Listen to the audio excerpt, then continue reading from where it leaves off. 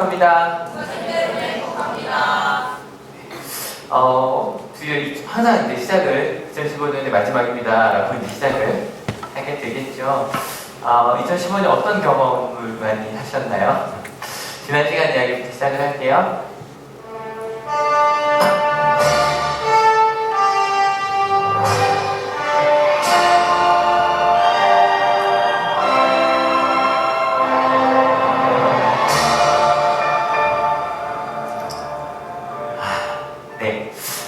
실은 저희가 이제 교회 이야기라는 제목으로 가고 있는데요. 원래는 교회 이야기가 아니었어요. 원래 시리즈가.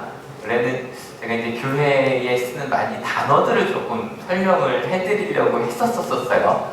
왜 그랬냐면, 여러분 잘 모르실 수도 있는데요. 하늘교회가 꽤 성경을 굉장히 중요시하는 교회예요. 아셨어요? 잘 모르실 거예요. 근데 그랬어요. 계속 그러고 있어요.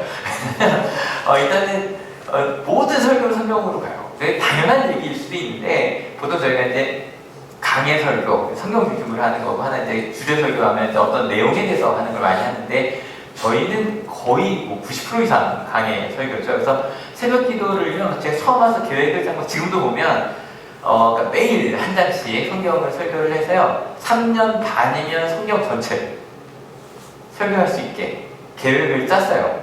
그렇게 지금 제가 3턴째 돌고 있거든요. 그래요. 그래서 새벽 기도를 4년을 나오시면, 요즘에 제가 좀 이제 한 장을 좀 두세 장으로 쪼개고 있기 때문에 좀 더 걸리긴 한데, 어쨌건 3, 4년 정도, 4, 5년 정도 새벽 기도 꾸준히 나오시면 성경 전체에 대한 설교를 들으실 수 있는 거예요. 흔치 않은 거예요. 그리고, 제가 5년 전까지 그래서 주일 오후에 그 새벽 기도 때 나눴던 이야기를 원래 다 순서를 나눠드렸었거든요. 나눴던 이야기를 제가 줄여서, 그래서 새벽 기도를 한두 번만 나오셔서 전체 이해할 수 있게, 그래서 주일 오후에는 성경 이야기를 쭉 갔었어요.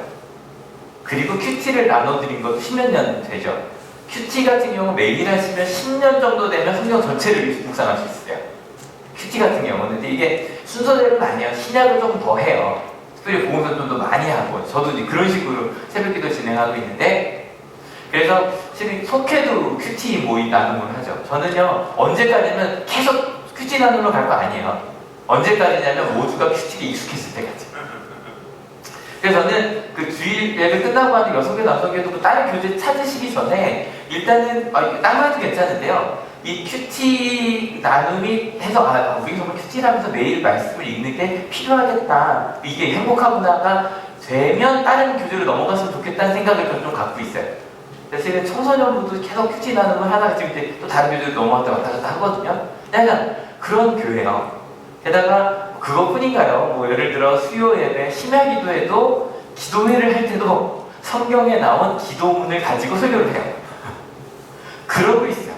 그래서 거의 대부분 성경 강해를 하고 있는 게 바로 우리 하늘교회고요. 심지어서 주일 오전은 조금 좀 천천히. 그래서 모두 주일 오전에만 6번을 읽었고 13년 동안 6번 읽었어요. 얼마나 천천히 읽었는지 아시겠죠? 그래서 주일 오전에 성경 강해로 가고 있는데, 실은 몇 년 전에 제가 충격적인 말을 들어요. 목사님, 우리 교회 성도들이 성경을 잘 모르는 것 같아요. 충격인 거죠. 아니 이렇게 성경을 중심으로 설교를 하는데 모르다니. 근데 이해는 되는 게 새벽 기도를 거의 안 나오시니까요. 그래서 오후 예배를 거의 안 나오시고 수요 예배도 학생들 위주로 가니까 오케이, 그럴 수 있겠다 싶어서 몇 년 전에 성경 이야기를 시리즈로 150주를 했죠. 이거 성경 요한계시록 150주를 했어요. 3년을 했고, 실은 정말 이것 때문에 제가 메일을 좀 많이 받았어요. 그 인터넷에서 유튜브 성경 이야기를 검색했는데 제 설교가 우리 교회 설교가 뜬 거예요. 그래서 그때 뭐 울산에서 독일에서 연락 온 게 다 요 설교할 때예요. 그래서 요거를 시리즈를 좀 성경 공부하면서 들으신 분이 꽤 돼요. 믿기지 않으시겠지만. 그래서 그랬어요. 그리고 나서 이 성경 이야기 시리즈가 끝나고 다시 좀 복음서로 돌아오자 그래서 이제 제가 안 했던, 좀 함부로 제가 건드릴 수 없었던 게 요한복음이었어요. 요한복음이 좀 영적인 이야기가 많이 나와서 요한복음을 은혜롭게 나누고 나서 아까 말씀드린 대로 교회 용어에 대한 정리를 좀 해보자. 왜냐면 하늘교회의 장점이 설교가 쉬워요. 그죠? 그래서 처음 오셨어도 아이들이 학생들한테 물어보면 학교보다 좀 어렵대요. 말하는 게. 어쩔 수 없죠. 주일 오전이니까. 근데 그래도 쉬운 편이죠. 그러다 보니까 단점이 다른 교회로 가면 못 알아먹어요. 설교가 너무 어려운 거예요. 단어가 여기 교서 쓰는 말이랑 그 세상 쓰는 말이 좀 달라요. 저는 가능하면 이제 용어 좀 일치시키려고 가는데 제가 가끔쯤 내죠. 주께 구속된 자들이 그럼 우리가 생각할 때 구속은 감옥에 가는 거잖아요. 그죠? 이제 그 의미가 다르거든요. 그런 얘기를 좀 해보려고 그 신앙의 단어들을 예를 들어 이런 식이었죠. 여기 순서가 좀 바뀌네요. 구원 원투. 그 다음에 회개 원투, 성도 원투인데 문제는 교회죠. 교회를 11줄 해버렸잖아요. 그리고 나서 근데 생각해보니 뭐 단어들만 가기 힘들 것 같고 그 다음에 나중에 뭐 복종, 어드벤티지 뭐 이런 거, 그 다음에 뭐 순교 뭐 이런 거 밖에 계속 했었잖아요. 그래서 사도행전 중심으로 하지만 여전히 이제 교회에 대한 단어들을 중심으로 가자라고 했지만 그 제가 이제 13년 있었잖아요. 이제 은퇴도 계산이 되거든요. 이제 계산이 되는데 14년 동안 성경지 6번 읽었는데 주일 오전에 사도행전을 다시 하게 된 거예요. 사도행전으로 그러니까 제가 가끔 그 2009년에 했던 걸 보는데 만약에 한번 보시면 전혀 다른 설교를 가고 있어요. 중점 자체가 달라요. 교회 중심으로 가고 있기 때문에 사도행전이라는 것 자체가 사도들의 행적을 모아놓은 거거든요. 사도행전이에요. 그래서 사도행전을 보면 교회가 어떻게 확장되는지 잘 알 수 있어요. 결국은 계획대로 안 된 거죠. 여러분 2015년이 마지막이잖아요. 어제 계획대로 되셨습니까? 한 몇 프로 정도 되신 것 같아요. 계획대로 내가 계획한 대로 난 몇 프로 정도 살았다. 그냥 딱 결과 딱 나눠갖고 나는 계획한 대로 50%산 것 같다. 2015년. 못 산 것 같다. 이쪽이 좀 많죠. 그래서 우리와 같이 오늘 이야기의 주인공 중에 계획대로 안 된 사람이 오늘 이야기의 주인공이에요. 한번 같이 읽어볼게요. 준비 시작. 사울은 여전히 주님의 제자들을 위협하면서 살기를 띠고 있었다. 그는 대제사장의 다섯. 앞으로 굉장히 많이 나올 사울이라는 사람이 나온다. 그 사람이 뭐가 됐다 이런 얘기 하지 말고 그냥 사울만 놓고 갈게요. 여기 보니까 여전히 주님의 제자들을 위협하고 미워했대요. 여전히라는 얘기는 그전에도 그런 일이 있었다는 얘기겠죠. 그러면 처음에 나오는 게 이 스테반이 죽을 때였는데 수비할 때였나 한번 같이 읽어볼게요. 7장 58절 시작. 그를 성 바깥으로 끌어내서 돌로 쳤다. 증인들이 옷을 벗어서 사울이라는 소년의 발 앞에 두었다. 사울을 죽이려고 거짓 증거하는 사람의 옷을 맡을 정도로 그쪽 편이었다는 얘기죠. 그죠? 그 다음에 혹시 이거 마땅히 여겼다는 얘기가 나오는데 요거 다음에 봐요. 이제 사울이 스테반이 죽은 거 마땅히 여겼다는 얘기가 나오고 그 다음에 8장 3절을 또 같이 읽어볼게요. 좀 시작. 그런데 사울은 교회를 없애려고 날뛰었다. 그는 집집마다 찾아 들어가서 남자나 여자나 가리지 않고 끌어내서 감옥에 넣는 그냥 옷을 맡은 정도가 아니라 이제 본격적으로 아주 우리 교회를 박해하는 아주 천명에 쓴 사람이 사울이었다는 거예요. 그러면 사울은 왜 그렇게 화가 난 걸까? 근데 절대로 이 과정을 보면 과정이 있었기 때문에 절대 사울의 분노는 욱한 게 아니었어요.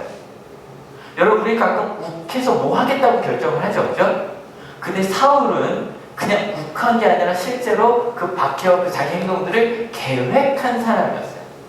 이 계획이라는 건 오늘 좀 딱 머릿속에 넣어주고 가셔야 되는데 계획, 그림이야 생각을 그리는 게 계획이에요.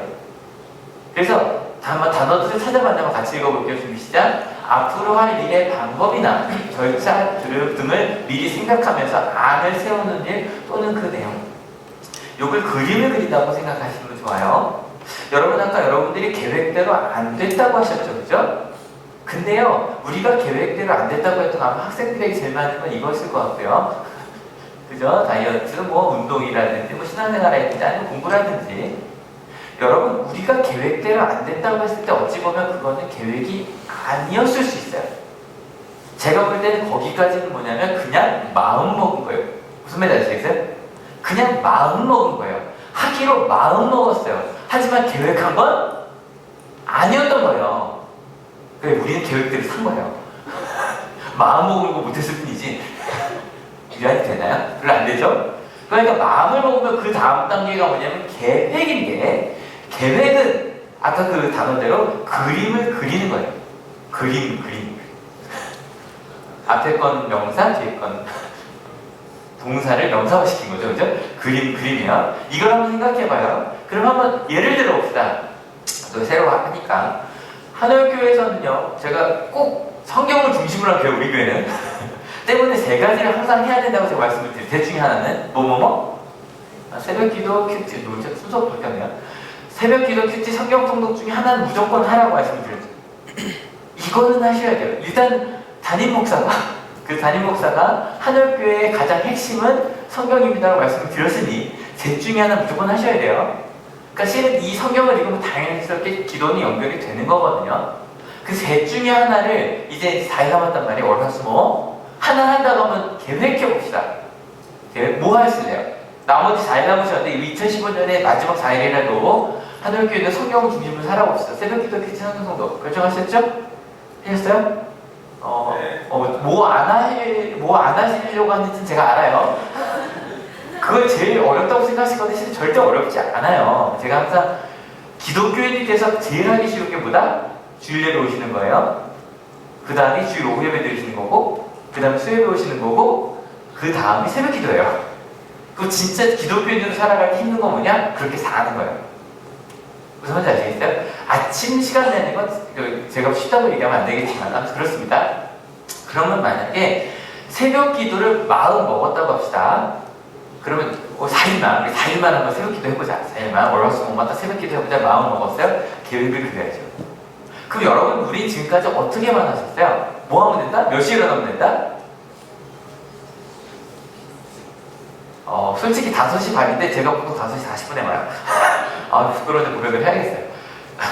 근데 그러니까 5시 반까지 오시려면 몇 시에 일어나셔야 돼요? 그걸 일어나는 거 저희는 계획이라고 생각했단 말이에요. 거기까지 그냥 마음먹으면. 그러면 5시에 일어나려면 어떻게 그림을 그리셔야 되냐면 일단 몇 시에 자야 돼요, 그러면? 봐요. 우리가 보통 깨는 것에서 마이너스 하시면 되겠죠, 그죠? 그럼 이제 시간 뜨세요? 근데 일단은 그 시간에 자려면 일단 포기해야 될 것들이 있죠. 그죠? 이미 딱 걸리는 거 있을 거예요. 뭐 드라마, 아니면 뭐 이것저것. 그 다음에 실은 뭘 포기하셔야 되면 야식을 포기하셔야 돼요. 그 시간에 잘 거면서 야식을 드실 거면 정말 몸이 감당을 못 할 거예요. 최대한 배를 한두 시간을 비워야 된다고 하니까 또 뭘 비우셔야 돼요? 이것저것 생각을 하셔야죠. 그러니까 4일 동안 새벽 기도를 하시려고 해도요, 굉장히 많은 계획을 세우셔야 돼요. 이해가 되시죠? 여기까지 하는 게 계획이에요. 계획을 했다는 건 이걸 위해서 뭘 안 하고 뭘 하고 그 다음에 시간 어떻게, 그리고 꼭 새벽 기도를 혹시 하실 생각이 있으시다면 새벽 기도하고 자시면 안 돼요. 정말 간이 안 좋으셔요. 그게. 그래서 이때 그냥 간이 안 좋은 거 보이지 않으니까 확실한 건 저기 있어요. 새벽 기도를 하면 되게 은혜롭고 좋아요. 자고 깨면 새로운 하루가 시작이 돼요. 그래서 새벽 기도한 의미가 좀 없어지는 경험을 제가 했어요. 근데 아무튼 새벽 기도 생각을 하시면 아무튼 그래요. 그래서 어떤 분들은 그래서 밤을 새고 새벽 기도를 나오시는데 그러면 절대 그 다음날 못 나오고 이제 끝장이 나요. 아무튼 그랬어요. 계획을 그렸어요. 그러고 이제 그 다음에 뭐가 중요해요? 실천을 해야죠. 그러니까 여기까지는 한순간의 마음으로 되는 게 아닌 거예요. 그러니까 우리가 왜 2015년 동안 계획대로 못 살았는지 그림이 그려지시죠? 그것 때문이었던 거예요. 아무튼 사울은요, 비유하는 것도 계획을 세우고 산 사람이었어요. 조금 더 읽어볼까요? 좀 시작. 다마스쿠스에 있는 여러 회당으로 보내는 편지를 써달라고 하였다. 그는 그 도를 믿는 사람은 남자나 여자나 가리지 않고 닥친 대로 묶어서 예루살렘으로 끌고 오라는 것이었다. 바로 1절에 대제사장한테 가서 그거를 허락까지 맡아서 그 도를 믿는, 실제로 이 도라는 것 자체가 우리 도를 하시니까 이렇게 생각하는데 실제로 길이에요. 길. 호도스라는 단어가 길이라는 뜻이거든요. 그러니까 예수님을 믿는다는 건 예수님의 길을 따르는 거예요. 그림 그리느라 좀 연결을 해볼까요? 그러면 내가 화가 나거나 어떤 상황이거나 예수님께서 그리신 그림을 따라 가는 게 예수님을 믿고 살아가는 거예요. 주일날 배우시는 거는 그 시작일 뿐이에요. 이해가 되시죠? 근데 그 사람들을 어떻게 하려고 그랬냐면 예루살렘으로 끌고 가려고 그랬어요. 왜냐면 예루살렘 안에는 대제사장이 재판을 할 수 있지만 이 다마스쿠스라는 곳은 지금도 시리아 지역이에요. 그러니까 이스라엘이 아니에요. 그러니까 거기서 재판을 할 수 없으니 재판을 할 수 있는 곳으로 우리 하나님만 믿어야 되는 유대인들이 갑자기 이상한 도를 따르는 것에서 끌고 오려고 이걸 마음먹고 계획을 그린 다음에 허락까지 맡아서 실제로 실천하러 가고 있는 길이었어요. 근데 이때쯤 우리가 묻는 건 도대체 왜 바울은 그렇게 기독교인들을 죽이려고 했냐는 거예요. 생각해보셨어요? 왜 그랬을까요? 왜? 실은 여기서 이제 드디어 주제가 나오는데, 오늘 주제를 제가 경험이라고 했잖아요. 고민을 여러분, 제가 막 주제를 막 던지는 거지만 고민을 꽤 많이 하고 정하거든요. 제가 목요일쯤 딱 주제를 정하는데, 원래는 체험이라고 할까, 경험이라고 할까, 굉장히 고민을 많이 했어요. 왜냐면 요게 아까 제가 기독교 용어 얘기했잖아요. 체험이라는 게 꽤 많이 쓰는 기독교적인 용어예요. 그래서 넌 체험이 있냐라고 물어볼 때 이게 어떤 뜻인지 아시는 거예요. 넌 체험이냐 그럴 때 이게 어떤 뜻인지 딱 가면 난 체험이 있다 그럴 때 좀 크게 들었어요. 네, 들었어요. 아, 내려주세요. 무슨 감인지 잘 모르겠죠, 그죠?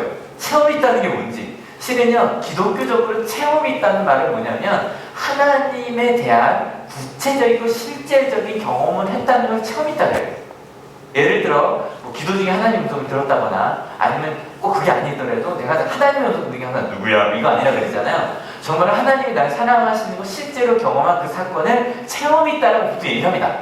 이건 알아주시면 좋아요. 체험이냐 그럴 때 그럼 나 뭐 이렇게 손 만져본 적 있어 이게 아니라 진짜로 나 하나님을 난 경험을 그러니까 구체적인 경험이 있다는 체험이 있다라고 하는 거예요. 근데 체험이라는 단어를 봤더니 몸체, 그거를 몸으로 경험을 하는 거죠. 증험이라는 게 그걸 증거하는 거니까. 근데 경험이라고 그런 뜻이 좀 달라지는 게, 그래서 체험은 예를 들어 어떤 체험을 할 수 있냐면 얼음물에 들어가 보신 적이 있는 거예요? 전 없어요. 혹시 작년에 그 아이스버킷 챌린지 하신 거예요?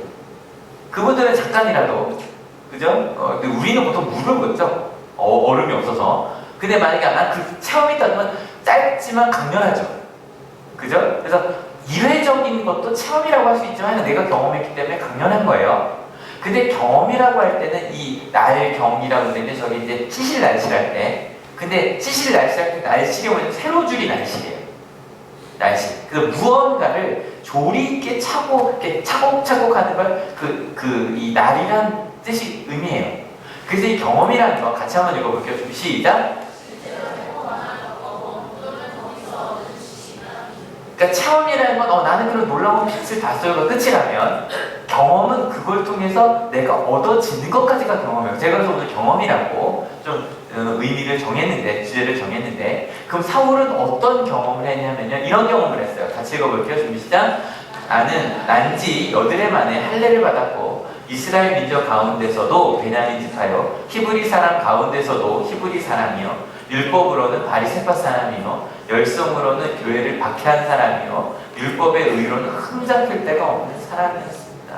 그냥 우리로 보면 뭐냐면 아주 FM 모범생이었어요. 여러분, 흠잡힐 데가 없다는 거 엄청나지 않아요? 나는 그것도 그냥 학교에서 저는 교칙 어겨 본 적이 없어 이 정도가 아니라, 솔직히 교칙을 한 번도 난 어긴 적이 없다. 가끔 있어요. 정말 어떤 상황에서 정확한 교복을 입고 다니는 친구들이 있거든요. 그죠? 정말 어떤 상황에서도 절대 이걸 풀지 않고 그러고 다니는 사람들이 있어요. 근데 그 정도가 아니라 실제로 율법으로도 나는 흠잡힐 데가 없다라고 말할 정도의 사람이었어요. 얼마나 열심히 살면 그 정도 될까요? 실은요, 학교에서 교칙을 지키는 것만도, 심지어 운전하시는 분들 알 거예요. 도로교통법을 지키는 것만도 굉장히 신경을 많이 써야 돼요. 왜 신경을 많이 써야 돼요? 분명히 속도는 60인데 어느 순간에는 7, 80이 돼 있어요. 60을 지키려면 끊임없이 이걸 바라보고 가요. 우리나라에서는요, 절대로 앞차를 따라가면 100% 넘겨요. 100%. 내가 규칙을 지금 굉장히 그런 식으로 살아야 흠잡힐 데 없이 살 수 있어요. 여러분, 저희 그저께 세례했잖아요, 세례. 근데 세례식이 딱 끝나자마자 한 학생이 문자를 보냈어요. 목사 오늘 예배가 슬펐어요. 그래서 왜? 그랬더니 실은 자기 친구들이 세례 받는 거 보면서 나도 열심히 할걸. 세례 받았으면 나도 세례 받고 싶었는데, 그래서 목사님 좀 부활절에 꼭 세례 받을래요. 너무 좋았어요. 그 문자 받은 게. 근데 세례인이라는 거, 만약에 세례를 받을 때 여러분 거기 이제 저희 문답했었잖아요. 거기 흠잡힐 데 없는 분 세례 받으신 분 아니죠? 세례라는 거, 또 오늘 이제 좀 이따가 제가 고3 때 잠깐 일어나는 세례 2교시라는 걸 할 거예요. 뭐냐면 이제 세례인들 중에 내가 이제 어른이 되었다, 만 18세가 넘어가서 고3들 한꺼번에 할 건데, 난 이제 투표가 아니고 아직 한국교회는 투표를 해본 적이 없어서 그러긴 한데 투표가 가능한 세례 입교인이 되는 또 문답을 할 거예요. 다 같이 좀 문답을 들을 거고. 그리고 오늘 집사 임명식을 한단 말이에요. 시험을 보셨어요? 아주 자유롭게. 저렇게 시험을 보셨는데 실은요 집사에 대해서 굉장히 부담감을 가지시는 분들이 실제로 계신데 교리와 장정, 우리 교회의, 그러니까 감리교회의 법이라고 교리와 장정을 보면 솔직히요 교인의 의무가 이만큼이 나와요. 근데 집사는 정말 거기에 4종만 붙어있어요. 4종만. 뭐냐면 내가 세례 입교인이 된다는 거, 내가 이제 성이 된다는 의미라고 그랬죠? 나는 예수님을 따라간 사람이 되겠다 그러면 집사는 뭐냐면 거기에다가 내가 그렇게 살겠다라는 것만 플러스하면 이제 집사가 되는 거예요. 근데 여러분 이제 제가 좀 이만큼씩 갖고 왔는데 집사 다음 주 가셔야 돼요. 왜냐면 보고서를 이제 쓰셔야 돼요. 다음 주까지. 이 집사 보고서, 권사 보고서 쓰실 때마다 굉장히 고민 많으시죠? 뭐냐면 솔직히 집사가 됐다고 플러스로 뭐 더 하라는 거 아니었어요. 그죠? 그냥 원래 기독교인이면 이렇게 살아야 된다는 거였는데 이런 걸 물어봐요. 하나씩 볼게요. 가족 기도를 하고 있냐? 두 번째, 성경 통독을 2년 동안 몇 번 했냐? 평생 동안 몇 번 했냐가 아니에요. 올해 몇 번 했냐를 묻는 거예요. 세 번째, 새벽 기도를 몇 번 나왔냐? 네 번째, 주일 낮예배에 몇 번 참석했냐? 사실 이거 묻는 게 참 부끄럽긴 하지만 묻는 거예요. 그 다음에 주일 밤 오후 예배에 몇 번 참석했냐? 그 다음에 수요 기도에는 몇 번 참석했냐? 이게 영적인 생활에서 집사는 기본적으로 해야 돼. 써낼 수 있어야 되는 거라는 거예요. 그 다음에 11조 이행 여부, 의무 부담금. 교회가 운영이 돼야죠, 그죠? 운영이 되기 위해서 11조를 되고 있느냐? 그 다음에 교회 봉사 때 소속 부서에서 어떤 일을 하고 있는가? 그 다음에 회의는 몇 번 참석했는가? 예를 들어 여성교회는 모일 때마다 회의죠, 그죠? 그 다음에 봉사활동은 얼마나 했는가? 요거는 그 교회 봉사만이 아니라 사회봉사도 포함해요. 그 다음에 주요 활동은 어떤 걸 했는가? 교회에서 교사를 하셨든지 뭐 이런 것들. 그러니까 우리 거의 집사님들이시거든요. 우리 집사님들은 저희가 아까 되게 모집합니다 많았죠. 많았죠. 그 중에 여러분이 하실 수 있는 같이 해주시면 특별히 여성교회 지금까지 여성교회는 실은 식사를 해주시는 것마다 너무 큰 봉사를 해주신 거였거든요. 지금도 이제 해주고 있지만 내년에는 많이 기대할게요. 내년에 교사도 많이 와주시고 성가대도 많이 해주시고 여성교회 특별히 더 많이 제가 부탁을 드릴게요. 여기까지가 집사예요. 근데 알아보세요. 집사라고 특별한 거 아니라 그랬죠, 그죠? 실은요, 이거 집사 보고서가 아니라 여러분 모두가 실은 여기다 체크를 해보실 수 있어야 돼요. 내가 그리스도인은 어떻게 살았는가? 그럼 권사는 좀 부담이 되겠죠? 권사는 여기 플러스가 됩니다. 위는 똑같아요. 뭐가 다르냐면 기도회를 얼마나 인도했는가, 속회를 인도했는가, 병자를 입원했는가. 권사님도 해보세요. 내가 우리 교회 분들이 입원했을 때 몇 번을 내가 찾아갔는지, 낙심자, 교회 안 나온 이들을 내가 얼마나 찾아갔는지. 그 다음에 개인적으로 나는 권사로 몇 명, 왜냐면 권사부터는 리더십 분이에요. 그래서 권사는 입교인 15명당 1명, 그러니까 어른 된, 그 다음 장로 30명당 1명이 이것 때문에 그래요. 장로는 여기 플러스 뭐가 되냐면 설교 몇 번 했냐가 들어가요. 그리고 심지어 주일학교 가서 설교했느냐도 들어가요. 장로부터. 만약에요, 사울한테 이런 보고서 쓴다면 사울은요 꽉 채웠을 거예요. 심지어 왜 이 항목은 없어? 금식도 넣지, 금식. 사울은요 금식 100번 썼어요. 100번. 왜냐하면 바리새인들이 일주일에 2번씩 금식했거든요. 근데 다 굶는 게 아니라 저녁을 굶었어요. 근데 저녁 굶는 게 제일 힘든 거 아시죠? 그래서 아침이 브레이크퍼스트잖아요. 뭐예요? 단식을 깨는 게 브레이크퍼스트거든요. 브레이크 페이스트 뭐 이렇게 되잖아요. 영어는 안 할게요. 아마 사울은 1년에 100번 저녁을 굶었어요. 기도하면서. 정말 흠없는 사람이었어요. 근데 그런 사람이 볼 때, 그러니까 아마 우리도 집사 보고서, 권사 보고서, 장로 보고서 아니면 여러분 개인적인 거 체크할 때 난 너무 부족해 라고 생각할 수밖에 없는 게, 이 흠없는 사울이 볼 때 예수의 도를 따르는 사람들은요 굉장히 힘이 많아 보였어요. 이것도 안 하고 저것도 안 하고, 심지어는 뭐 밥 먹을 때 손도 안 씻고. 왜냐면 여러분 밥 먹는 건요 유대인들 생각할 때 하나님께 드린 예배라고 믿었거든요. 예배를 드린 손도 안 닦고 밥을 먹고 하나님이 주신 걸, 그것 때문에 막 예수님 시절에도 싸운 얘기 나오잖아요. 사도가 생겼죠. 사울이 볼 때는 크리스찬들, 여러분 우리만 생각해도 그렇잖아요. 사울이 여기한테 와서 이 앞에서 여러분한테 보고서를 받으면서 너 이거 했어 안 했어 라고 하면 우리 다 돌아가야 될 거예요. 그래서 돌아가야 될까? 무슨 말인지 아시겠죠? 여기 실은 목회자들 것도 보여드리려다 말았어요. 목회자들 것도 있어요. 근데 너무너무 힘이 많은 사람들인 거예요. 볼 때 말도 크리스찬이라고 하는데 여러분 학교에서 느끼지 않아요? 말이라고 직장에서 느끼시죠? 저 사람 크리스찬이라는데 나보다 술 잘 마시고 크리스찬이라고 하는데 담배도 많이 피고 크리스찬이라고 하는데 욕도 진짜 많이 하고 불평도 진짜 많이 하고 저게 무슨 크리스찬이야 이렇게 생각할 수 있겠죠, 그죠? 근데 재미있는 건 그렇게 흠이 많아 보이는데 또 이상한 건 우리가 막 자랑할 만한 것들은 또 자랑하잖아요. 이상한 거 예를 들어 이런 거죠. 저기 유대인들은 뭘 자랑했냐면 11조 하는 거 자랑했단 말이에요. 근데 이 사람들은 11조를 자랑하지 않고 집을 팔아요. 그러고 아무것도 아니에요. 심지어는 우리 민족은 사랑해야 돼 그런데 갑자기 이 사람들은 막 딴 데서 온 디아스포라까지 막 먹이면서 살아요. 이거니까. 그러면서 자기들은 아무것도 아니에요. 그런 예수의 도를 한다는 사람들이 정말 위험한 사람들로 보였단 말이에요. 여러분 제가 만약에 원양학교 고등학교에서 이렇게 얘기한다. 대학은 중요하지 않아. 공부 안 해도 돼. 위험한 사람이죠. 분명히 한두 명 와서 그렇게 목사님 하지 말라 했으면 이러고 할 거예요. 위험한 사람이 되는 거예요. 근데 제가 지금 얘기하는 건 절대로 사울을 비난하자는 건 아니에요. 왜냐면 저희는 사울을 비난할 자격이 없어요. 특별히 전 없어요. 저는요, 제가 말로만 하면 저는 진짜 새벽 기도가 좋아요. 전 진짜 혹시 제가 넌지시 가끔 제가 새벽 기도 그 음악 녹음 파일입니다 그러고 문자로 보내드릴 때가 있어요.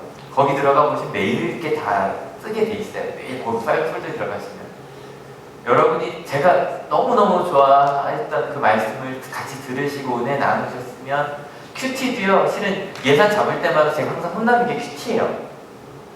왜냐면 큐티 예산이 1년에 얼마 정도 쓰이냐면 대략 잡으면 220만 원 정도 써요. 여러분에게 가져가시는 큐티가 원래는 절반은 내기로 되어 있어요. 근데 내든 안 내시든 가져가셔서 하시면 제가 큐티를 신앙생활을 했거든요. 하셔서 정말 제가 저희 어릴 때처럼 큐티 하나하나 이렇게 하나님 음성을 배워가시면 너무 좋겠어요. 그래서 저는 오늘 말씀 좀 생각하는 거 나한테 그 사고 열정이 끌어가도 막 제가 차를 카니발을 받고 아니면 15인승 좀 있으면 나오는 그 차를 바꿔갖고 막 운행을 해갖고 새벽기도 여러 번 앉혀서 새벽기도 하시라고 기도하셔야 된다고 10분씩 30분씩 기도하셔야 된다고. 제가 이 말을 못하는 이유가 사실 저는 목회자들한테도 못하거든요. 새벽기도 나와요. 제가 여러분들에게 하라고 할 수 있는 그런 자격이 있는가? 솔직히 그게 정말 좋다면 여러분들에게 딴 거 다 부끄러운 거 아니에요. 사울은 정말 열정적인 사람이었어요. 사울은요 이걸 해야 그렇게 열심히 살아야 하나님의 은혜를 받는다고 믿었어요. 그리고 그렇게 살았어요. 그러지 않은 사람들 위험했으니까 사울을 볼 때 우린 다 위험한 사람들이에요. 그렇지 않아요? 심지어 일주일 동안 말씀 한번 읽지 않고 여기서 내가 기독교인이라고 앉아있는 게 사울이 볼 때 다 위선을 보였을 거예요. 솔직하게.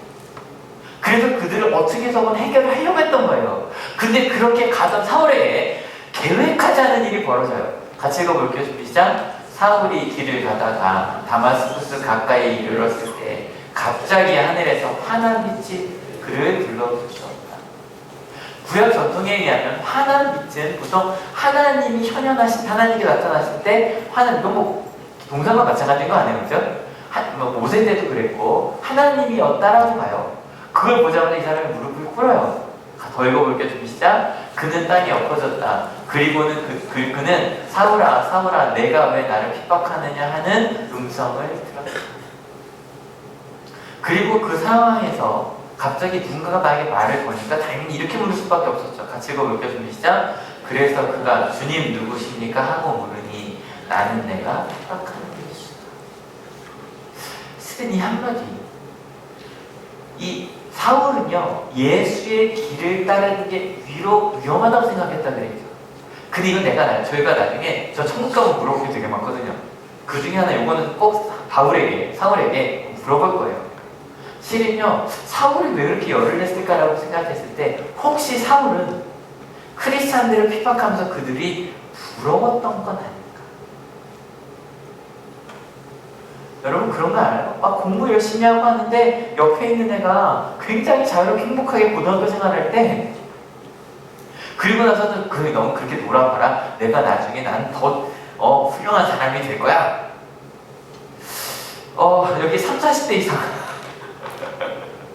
중에 그냥 마음속으로 봐, 난 진짜 그런 마음으로 열심히 공부했다 생각하세요? 마음속에. 그래서 나는 그 공부 안 해서 너 어떻게 잘 사나 보자 라고 했는데, 솔직히 걔가 더 잘 사는 걸 본 적 있다. 실은요, 사울은 그렇게 신앙생활을 정말 FM으로 해야만 은혜를 받는다고 생각했는데, 자기 볼 때 흠이 많아 보이는 옷도 좀 함부로 입고 다니는 것 같은데, 그 사람이 정말 죽어가면 웃으면서 죽어가요. 정말 사람을 조금도 아깝지, 막 자기 11조 올릴 때도 아이고 정말 아까워, 이거 해야 돼 말아야 돼 막 이랬는데, 너무너무 쉽게 사람들을 도와주고요. 내가 먹을 게 없어도. 그런 걸 보는 게 실제로 그는 부러웠던 게 아닐까. 나는 그럴 수 없는데. 근데 그 사람들이 그럴 수 있다면, 그게 정말 이 환한빛을 보고 내가 네가 핍박한 예수라고 하는 얘기를 듣는 순간에 이해가 되는 거죠. 아, 그 사람들은 나는 들을 수 없었던 예수님과 함께 하셨구나. 근데 이 순간에 엄청난 전환이라는, 다음 주에 좀 이어서 가겠지만, 절대로 사울은요 180도 변한 사람이 아니에요. 왜냐면 성경에 사울만큼 그런 사람이 180도 변한 것처럼 나온 그런 체험이 많지 않거든요. 하지만 오해하시면 안 돼요. 이 순간에 사울이 깨달은 건 이거예요. 사울이 할 때 율법에 의하면 난 흠잡을 없는 사람이죠, 맞죠? 근데 만약에 예수의 도에 의하면 나는 흠잡을 데가 없는 사람이에요, 흠잡을 데가 많은 사람이에요? 그 기준으로 노는 순간 난 흠잡을 게 너무 많은 사람이에요. 그러니까 사울이 생각할 때는요, 예수님은 누구한테 찾아와야 되냐면, 베드로나 아니면 지난주에 했던 빌립이나 아니면 내 눈앞에서 예수님을 보면서 죽어갔던 스데반 같은 사람에게 나타나셨어야 했어요, 맞죠? 사울의 기준에 의하면. 우리나라 교육의 기준에 의하면 누가 행복해야 되냐면 1등란, 서울대 연고대만 행복해야 돼요, 맞죠? 그게 맞아요. 근데 전혀 합당하지 않은 나한테 예수님이 찾아오신 거예요. 상상할 수 없는 일을 벌어진 거죠. 딴 것도 필요 없어요. 이 사람이 생각한 건, 나는 사랑받을 만한 자격이 없는데 예수님이 날 찾아오신 거예요. 여러분 혹시 이 가운데 이번 2015년 1년 동안 하나님께서 여러분에게 주신 은혜를 하나씩만 좀 떠올려서 하나씩만, 이곳에 와서 예배하면서 느낀 은혜도 좋고요, 하나씩만 떠올려 보세요. 그 은혜를 받을 만한 자격이 있어서 받으신 분 한 명도 없어요. 맞지 않아요? 혹시 좀 이따 저희 집사직분 드릴 때 목사님 이제서 해주세요. 하늘교회는 제가 볼 때 없어요. 우린 알아요. 나는 합당하지 않은 사람인데 그 은혜를 받았다는 걸 알아요. 사울이 깨달은 건 그거예요. 여러분, 예수의 도를 따라간다는 게 뭔지 아세요? 합당하지 않은 사람에게 주신 은혜를 아는 게, 그 은혜를 알아서 나도 그 사람을 나누고 싶어지는 게 예수님의 길을 따르는 사람들이에요. 사울이 나중에 바울이 된 다음에, 사울 바울하려고 하는데 그냥 저것만 다른 거예요. 사울은 히브리 말이고 바울은 그리스 말이에요. 그러니까 우리가 영어 이름 쓰잖아요. 딱 그것만 다른 거예요. 이런 고백을 해요. 같이 읽어볼게요. 좀 시작. 그런데 맨 나중에 다리 차지 못하여 남자와 같은 나에게도 나타나셨습니다. 나는 사도들 가운데서 가장 작은 사도입니다. 나는 사도라고 불릴 만한 자격도 없습니다. 그것은 내가 하나님의 교회를 박해했기 때문입니다. 그러나 나는 하나님의 은혜로 오늘의 내가 되었습니다. 나에게 베풀어 주신 하나님의 은혜는 헛되지 않았습니다. 나는 사도들 가운데 어느 누구보다도 더 열심히 일하였습니다. 그러나 이렇게 하는 것은 내가 아니라 나와 함께 하신 하나님의 은혜입니다. 지금 원래 이 찬양을 부르고 싶었어요. 어릴 때 부르던 찬양 중에 나의 것 이런 찬양이 있어요. 근데 그 찬양은 앞으로 찾기 좀 어렵고 그렇더라고요. 여러분, 이 고백을 하는 사람, 여러분 이 자리에 어떻게 나오게 되셨어요? 하나님의 은혜로 나오면서 내가 주 1예배 나와줬어 라는 마음으로 나오시는 거예요. 내가 이 정도 주 1예배 나오네. 내가 홍급까지 나네. 혹시 그런 마음으로 오셨어요? 없으시죠? 하나님의 은혜로 난 아무것도 아닌데 은혜가 삶이 된 하늘교회라는 표현가 저는 참 좋아요. 그 은혜로 살아가는 게 바로 우리예요. 그래서요, 하늘교회는 앞으로요 절대 그런 거 없어요. 뭐냐면 집사, 권사, 장로가 이런 것도 안 해. 저도 자격 없어요. 우리 다 자격 없어요. 그래서 하나님, 정말 아무것도 아닌 내가 하나님의 은혜로 하나님의 은혜를 누리며 살아갑니다. 어느 순간인가 눈이 높아져요. 자꾸 불만이 생겨요. 불편이 생겨요. 그러지 맙시다. 근데 그 다음에 반전이 뭐예요? 내게 베풀어 주셨는데 그것 때문에 바울이 자기 진짜 열심히 살아요. 그 사랑이 너무 좋았어요. 합당하지 않은 나에게 준 은혜가 너무 감격해서 그랬다는 거예요. 여러분, 이 고백만 가득한 우리 하늘교회가 되었으면 좋겠어요. 합당하지 않은 나에게 주신 부부끼리도 그렇게 합시다. 내가 너한테 어떻게 해줬는데? 부모가 되는데 내가 너한테 어떻게 해줬는데? 자녀가 부모한테 엄마가 나한테 해준 게 뭐가 있는데? 여러분 생각해봐요. 우리가 받은 사랑은 다 합당하지 않은데 주신 거였어요. 맞아요? 그래요? 맞아요. 그 은혜를 아는 사람이 크리스찬이에요. 그 은혜를 나눈 사람이 크리스찬이에요. 그 은혜대로 사는 것. 오늘 말씀 계획 또 뭐였어요? 주제가 경험이었죠? 여러분 이 자리에 계시면 다 그 경험하신 분들이죠. 그래서 이곳에 오시잖아요. 하늘교회가요 그 경험만 주는 교회가 됐으면 좋겠어요. 합당하지 않은 그 은혜 합당하지 않는 사람이 또 나눠주고 그렇게 살아요. 우리 됩시다. 이 찬양 부르고 이교 시간 좀 진행하려고 하는데요. 이 찬양 정말 어릴 때 많이 불렀던 찬양이에요. 옆 사람을 보면 섭섭한 게 많아요. 근데 하늘을 바라보면 감사한 것밖에 없어요. 그 감사를 남은 생각 많이 나눌게요. 그리고 채우고 살아가는 제가 됐으면 좋겠어요. 찬양할게요.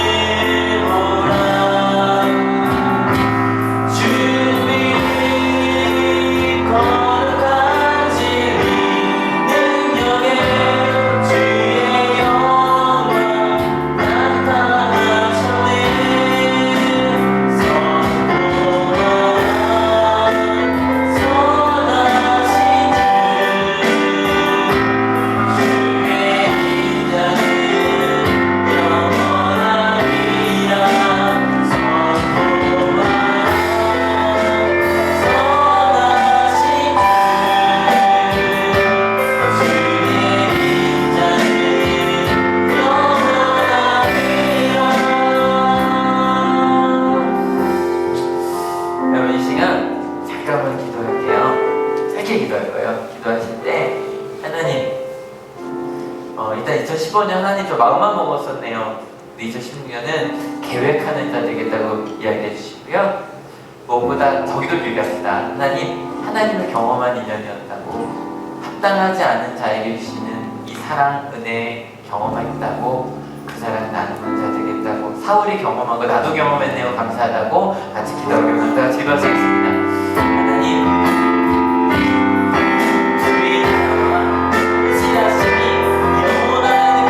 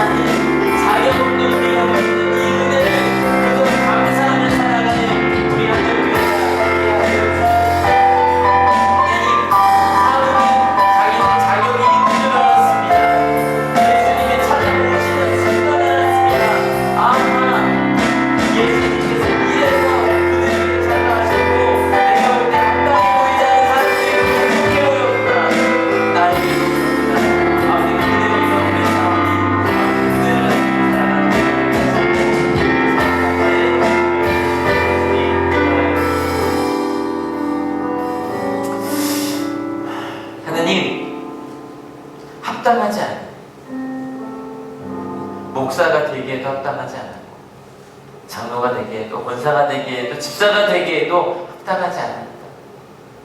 아니, 실은 세례 받는 것도 합당하지 않은 우리를 예수님이 먼저 찾아오셨습니다. 사랑한다 말씀하셨고, 두려워하지 말라고 이야기하셨고, 그리고 우리를 통해 일한다고 말씀하셨습니다. 주님, 합당하지 않은 우리가 기독교인이 되었고, 합당하지 않은 우리가 부모가 되었고, 합당하지 않은 우리가 자녀가 되었고, 합당하지 않은 우리가 교사가 되었고, 직장인이 되었고, 학생이 되었습니다. 그걸 생각하면 정말 감사한 것뿐인데 여전히 사울처럼 살았습니다.